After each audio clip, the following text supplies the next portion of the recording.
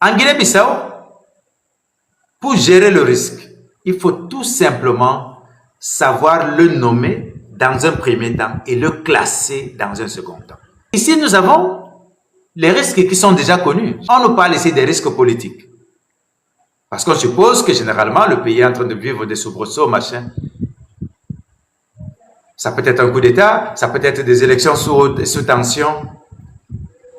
Ça peut être un changement soudain qui vient également changer les règles douanières, qui vient changer la taxation de façon parfois non planifiée. Mais quand tu sais déjà ça, puisque toi tu le sais déjà, et lorsqu'on est préparé pour ça, la seule chose à faire c'est quoi?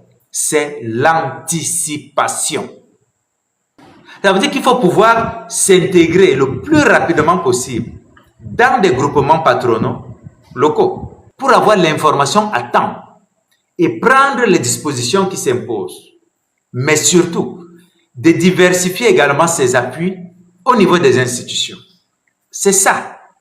Et c'est ce que nous pouvons vous conseiller.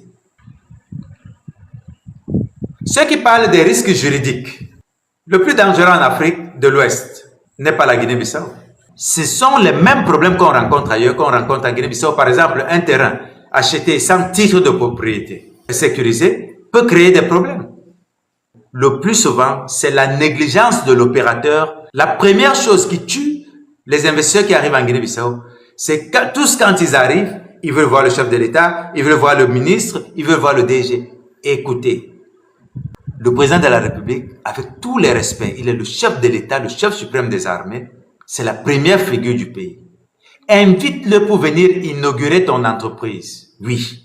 Va à sa rencontre pour informer, pour dire, Excellence, je suis venu vous informer que je suis dans votre pays pour mener telle initiative. Oui. Mais c'est pas ce qui se passe souvent. Les gens viennent, ils vont s'asseoir à la présidence, à la primature, dans les ministères, et puis ils rentrent dans leurs hôtels en train d'attendre que le président leur passe un marché, que le ministre leur passe un marché, que le premier ministre leur passe un marché.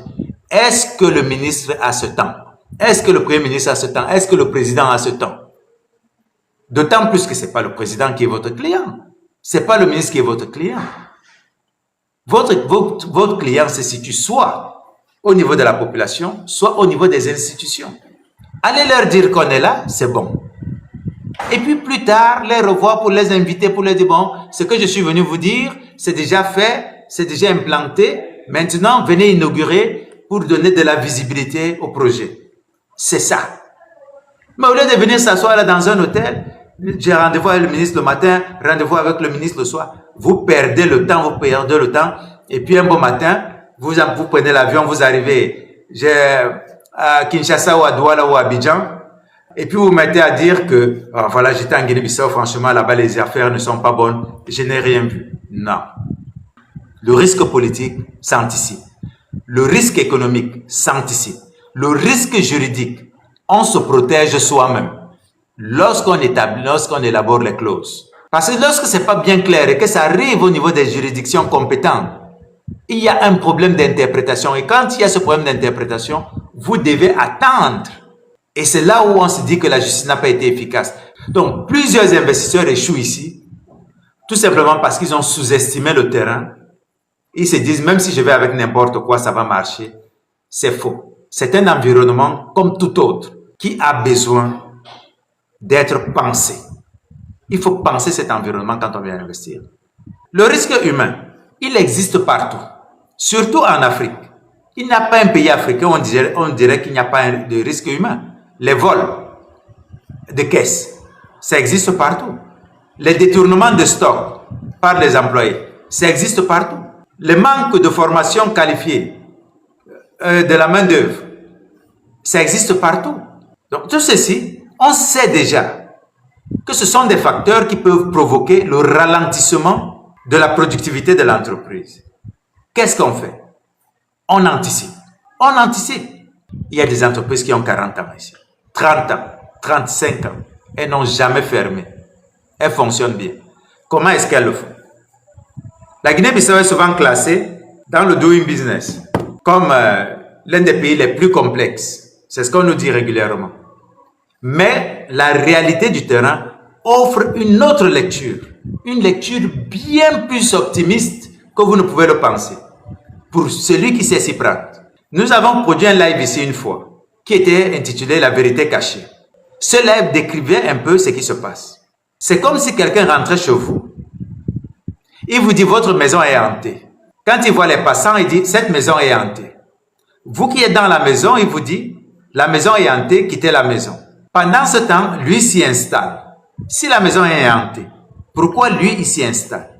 Il demande au voisinage de ne pas fréquenter la maison parce qu'elle est hantée. Vous qui êtes dans la maison, de quitter la maison parce qu'elle est hantée. Mais lui, il s'y installe. C'est ce qu'on doit réfléchir parfois. En Afrique, c'est autant de choses, des questions qu'on doit se poser. Pourquoi tous ces gens qui présentent la situation en Guinée-Bissau comme étant l'une des plus pires, l'une des plus complexes, les producteurs de ces données, leurs institutions sont là. Elles ne bougent pas. Et elles sont dans les secteurs stratégiques du pays. Pourquoi est-ce que les institutions ne partent pas? Dans un marché saturé, par exemple comme l'Europe, où pour gagner de l'argent, il faut parfois arracher des parts de marché à des géants. Est-ce que c'est facile de se mettre debout là? Pourtant, en Guinée-Bissau, tellement il y a des choses à construire. Oh, Guinée-Bissau. Au creux de l'Afrique, là où l'océan embrasse la terre, se dresse une nation de soleil, de mangroves et mystères. À vous, enfants de la diaspora,